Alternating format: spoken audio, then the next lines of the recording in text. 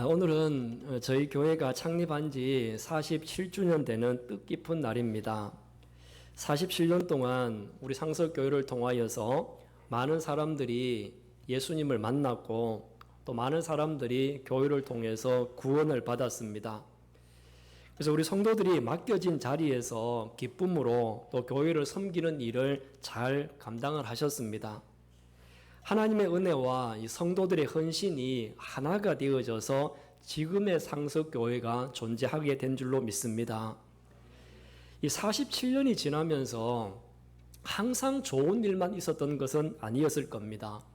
교회 안에 때로는 위기도 있었고 어려움도 있었습니다. 항상 좋은 일만 있었던 것도 아니고 그렇다고 해서 나쁜 일이 계속된 것도 아니었습니다. 때로는 웃을 일도 있었고 때로는 울며 기도할 일도 있었을 것입니다. 그러나 어떤 상황에서도 우리가 하나님의 손을 놓지 않고 주님의 손을 붙잡고 여기까지 달려온 줄로 믿습니다. 지금 우리는 이제 오늘 창립주기는 하지만 지난 앞주간 몇 주 동안 다윗의 행적을 계속해서 살펴보면서 은혜를 나누었습니다. 다윗의 인생도 늘 좋은 것만은 아니었습니다. 때로는 어려움을 당하기도 하고 고난을 당하기도 했었습니다. 그러나 그러한 고난을 당하고 어려움을 당했을 때 다윗의 태도가 어떠했는가? 다윗의 마음 자세가 어떠했는가? 그것이 더 중요하죠. 지난주에 보았던 것처럼 다윗이 실수를 하고 또 그 실수를 덮기 위해서 잘못된 선택을 할 때도 있었습니다. 그런데 우리는 다윗을 성경에서 보게 되어지면요, 하나님의 마음에 합한 사람으로 인정을 받았고 지금도 유대인들에게 가장 존경받는 인물이 다윗입니다. 우리가 지난주에 봤을 때에는 실수도 하고 잘못된 선택도 했는데 근데 왜 이 사람이 하나님의 마음에 합한 사람이고 유대인들에게 가장 존경받는 다윗이 되었을까요? 그 이유가 뭘까요? 그 이유를 오늘 저희들이 한번 살펴보면서 우리도 다윗과 같이 온전한 믿음의 사람으로 하나님께 칭찬받고 성도에게는 존경받는 우리 모두가 되어지기를 바랍니다. 그러면 그 이유를 우리가 한번 살펴보면요, 이런 겁니다. 순간의 선택을 잘못을 했었습니다. 그런데 그 이후에 그 길이 잘못된 길이라고 하는 것을 깨닫고 돌아서는 것이 중요합니다. 실수를 반복하면 어떻습니까? 실수를 반복하면 안 됩니다. 실수를 반복하면 어리석은 사람이지만 그러나 한 번 실수를 경험을 삼아서 더 이상 실수하지 않고 바른 길로 가게 되어지면 그 사람이 하나님께서 기뻐하시는 사람이 되는 거죠. 다윗은 우리아의 아내를 범하고 또 그 남편이었던 우리아를 전쟁터에서 죽게 하는 큰 잘못을 저질렀지 않습니까? 그런데 이렇게 큰 잘못을 했는데 다윗 자신은 처음에는 그것을 깨닫지를 못합니다. 자기가 뭘 잘못했는지 몰라요. 그리고 시간이 1년이 지났습니다. 잘못을 청산하지 못하고 그냥 묻어둔 거죠. 이 문제를 해결한 것이 아니라 그냥 덮어두었던 겁니다. 그런데 이때에 한 1년쯤 지나고 나서 하나님은 선지자 나단을 보냅니다. 나단 선지자를 다윗에게 보낸 이유는 1년이 지나도 다윗이 스스로 자기의 잘못을 깨닫지를 못하고 있으니까 나단 선지자를 통해서 말씀을 통해서 깨닫도록 하기 위해서 보낸 거죠. 계속 방치해 둘 수가 없었습니다. 그래서 나단 선지자는 하나님의 말씀을 다윗에게 전하기 위해서 다윗 왕을 찾아갔습니다. 여러분, 다윗에게 좋은 이야기 하러 갔을까요? 지금 좋은 이야기 하러 간 게 아니라 하나님의 말씀대로 다윗을 죄를 질책하고 책망하고 그래서 다윗이 깨닫도록 하기 위해서 나단이 다윗을 찾아간 겁니다. 이 쉬운 일이 아닙니다. 남들에게 가서요, 나쁜 이야기 하는 것이 결코 쉬운 일이 아니거든요. 그런데 지금 다윗은 자기 친구도 아니고 보통 사람이 아니라 왕입니다. 그러니까 왕이기 때문에 다윗을 질책하고 다윗의 잘못을 이야기한다라고 하는 것은 실로 어려운 일이죠. 그렇지만 나단 선지자는 하나님의 말씀을 전해야 된다라고 하는 사명감을 가지고 이 어려운 일이지만 다윗을 찾아갔습니다. 그래서 다윗을 찾아가서 어떤 이야기를 하느냐 하면 우리가 방금 앞에 우리가 읽지는 않았지만 바로 앞부분에 나오는 내용의 이야기를 하는데요. 이런 이야기를 했습니다. 다윗 왕에게 어느 마을에 부자 한 사람이 있고 그리고 아주 가난한 사람이 또 있습니다. 부자에게는 양도 많고 소도 굉장히 많습니다.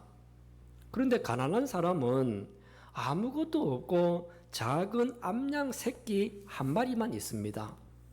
가난한 사람에게 이 암양 새끼는 자녀들과 함께 자라고 함께 먹고 같이 먹는 딸과 같은 너무나 귀한 존재입니다. 그런데 어느 날 이 부잣집에 행인이 한 사람이 나그네가 찾아왔어요. 이때 이 부잣집에서는 행인을 위해서 대접을 해야 되는데 자기 집에 많은 양과 염소가 있었지만 자기 집에 있는 양과 염소 잡는 것이 너무 아까운 겁니다. 너무 아까워서 어떻게 하느냐 하면 가난한 집에 있는 새끼 암양 한 마리를 강제로 빼앗아다가 그 양을 잡아서 이 나그네를 대접을 했습니다. 이 이야기를 다윗에게 했습니다. 그 이야기를 다 듣고 났던 다윗 왕은 불같이 화를 냅니다. 아니 이런 고얀 놈이 세상에 어디 있나?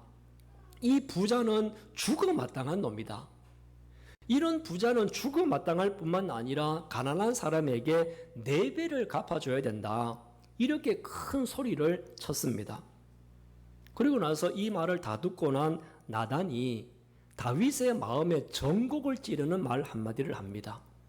그 말을 한번 보십시오. 7절 앞부분을 한번 읽어보겠습니다. 7절 자 시작. 나단이 다윗에게 이르되 당신이 그 사람이라. 아멘. 자 여기까지요. 다윗이 다윗에게 뭐라고 했느냐 하면 당신이 바로 그 사람입니다. 당신이 바로 자기 입으로 말했던 죽어 마땅하다라고 했던 그 부자가 당신입니다. 우리아라고 하는 그 장군에게 있어서 너무나 소중했던 아내를 빼앗았죠. 그리고 우리아를 전쟁터에 보내서 죽게 했으니 새끼 양을 빼앗은 부자가 바로 당신입니다라고 다윗에게 바로 이야기한 거죠. 여러분, 이 나단 선지자가 참 대단하지 않습니까? 왕한테 당신은 죽어 마땅한 죄인입니다. 왕 보고 당신 죽어 마땅한 죄인입니다. 이렇게 이야기할 수 있는 사람이 어디에 있겠습니까? 근데 왕의 면전에다가 당신이 파렴치한 죄인이기 때문에 하나님께 용서를 구해야 됩니다라고 이야기할 수 있는 일반 백성이 어디 있겠어요? 참 대단하죠. 그런데 우리가 더 대단하다고 말씀할 수 있는 것은 뭐냐 하면요, 다윗의 반응입니다. 당신이 바로 그 사람입니다라고 했을 때 다윗이 어떤 반응을 보였느냐 한번 보세요. 자 13절 말씀 앞부분 한번 보겠습니다. 시작. 다윗이 나단에게 이르되 내가 여호와께 죄를 범하였노라. 아멘. 내가 여호와께 죄를 범하였습니다. 지금 이 말은 무슨 말입니까? 다윗이 나단 선지자가 자기를 보고 당신이 죽어 마땅한 바로 그 죄인입니다라고 이야기했을 때 보통 왕 같으면 우리가 사극 많이 보면 나오잖아요. 이런 고얀 놈 어느 안전이라고 입을 함부로 놀리느냐. 사극 보면 임금님들이 많이 하시는 말씀이잖아요. 근데 그렇게 우리가 볼 수 있었겠지만 다윗은 어떻게 합니까? 다윗은 나단 선지자가 했던 그 말을 듣고 자기 자신을 돌아본 겁니다. 자기 자신의 잘못을 깨달은 거예요. 그리고 자기 자신의 잘못을 깨닫고 난 이후에 내가 여호와께 범죄하였노라. 내가 범죄자입니다. 이렇게 지금 다윗이 고백을 하는 겁니다. 여러분, 우리나라도요, 역대 대통령들을 보면 어떤 참모들이나 비서진들이 임금님 대통령한테 가가지고 대통령님, 이거 대통령님 잘못했습니다. 대국민 사과해야 됩니다. 이렇게 하는 비서관도 물론 없을 뿐더러 그렇게 했던 대통령도 없지 않습니까? 이렇게 왕이나 높은 자리에 있는 사람들이 국민들에게 선거할 때는 머리 잘 숙여요. 근데 선거 끝나고 나면 머리 숙이는 일이 결코 쉽지 않거든요. 그런데 지금 다윗은 어떻게 하는 겁니까? 다윗은 나단 선지자가 전곡을 찌르면서 당신이 바로 그 사람입니다라고 했을 때 자기 죄를 깨닫고 내가 여호와께 범죄하였습니다. 이렇게 자복을 하는 겁니다. 오늘 우리가 본문에서요, 나단 선지자와 다윗 왕 두 사람이 나오지 않습니까? 둘 다 대단한 겁니다. 나단 선지자는 아무리 자기가 선지자의 직분이 하더라도 왕에게 가서 이런 말을 하기가 결코 쉽지 않았을 겁니다. 사실 목사인 저도 그렇거든요. 목사인 저도 성도들에게 때로는 하고 싶은 말들이 목까지 차오를 때가 있습니다. 그런데다가 면전에다 대고 성도님들한테 면전에 대고 당신 이런 잘못이 있으니까 회개하셔야 됩니다. 회개하시고 바로 잡아야 됩니다. 이런 말 하기가 목사로서도 쉽지 않습니다.